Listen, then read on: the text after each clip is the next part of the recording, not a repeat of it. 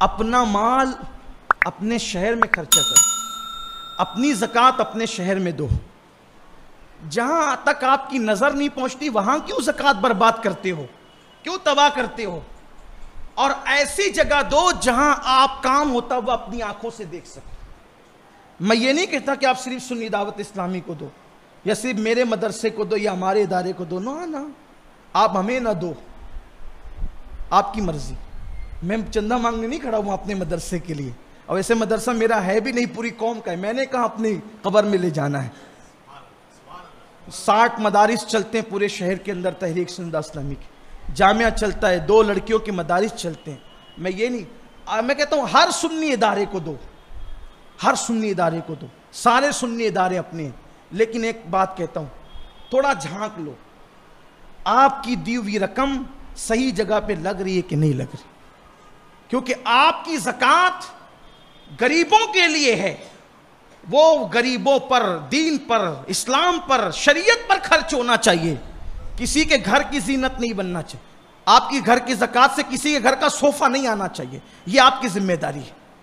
آپ کے گھر کی زکوٰۃ سے کسی گھر کی تجوری یا فریج نہیں آنا چاہیے، یہ آپ کی ذمہ داری ہے، اس لیے کہ زکوٰۃ آپ کسی کو بھی اٹھا کے دے دے، وہ جانے اس کا کام جانے، کام نہیں چلتا، ادا ہی نہیں ہوگی۔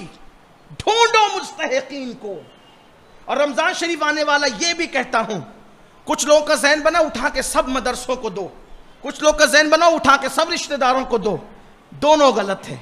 میں آپ کو ایک مشورہ دیتا ہوں، اپنی زکوٰۃ کے 3 حصے کرو۔ یہ روشنی میں نے قربانی سے لی ہے، اپنی زکوٰۃ کے 3 حصے کرو۔ ایک حصہ دینی مدرسوں میں دو جہاں دین کا کام ہوتا ہے، لیکن وہیں جہاں کام ہوتا ہے، یہ جہاں آرام ہوتا ہے وہاں نہیں۔ کچھ مدرسے واقعی مدرسے ہیں، کچھ مدرسے اسلامی ہوٹل اور ہاسٹل بن گئے ہیں، صرف کھانا اور سونا ہے، کوئی پڑھائی نہیں۔ وہ آپ دیکھ لیں کہاں ہے، مجھے کچھ پتہ نہیں، آپ کی آنکھیں کھلی رہنی چاہیے۔ اور اللہ کے گھر میں کہتا ہوں کوئی مدرسے کو ٹارگٹ نہیں کر رہا ہوں، یہ بات یاد رکھنا۔ میں کبھی بھی کسی کو بھی ٹارگٹ کر کے تقریر کرنے کو حرام سمجھتا ہوں، اس لیے کہ آپ نے اتنے بڑے منصب پہ مجھے کھڑا کیا، منبر رسول پہ، میں یہاں آ کے کسی کو ٹارگٹ کروں، غیبت کروں، حرام ہے، امانت ہے آپ تک پہنچا رہا ہوں۔ لیکن آپ کی زکوٰۃ کے ذمہ دار آپ ہیں، جھانکو کہاں کام ہو رہا ہے وہاں جاؤ۔ تو ایک دینی مدرسوں میں جہاں دین کا کام ہوتا ہے، ایک اپنے رشتہ داروں پر،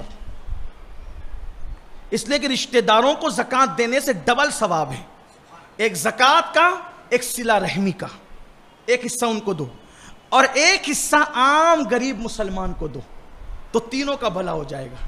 کیونکہ مدرسے یہ آپ کے چندے سے چلتے ہیں، یاد رکھنا، اور جب تک مدرسے حیات ہیں علم دین حیات ہے، اور جب تک علم حیات ہے انشاءاللہ اسلام زندہ رہے گا۔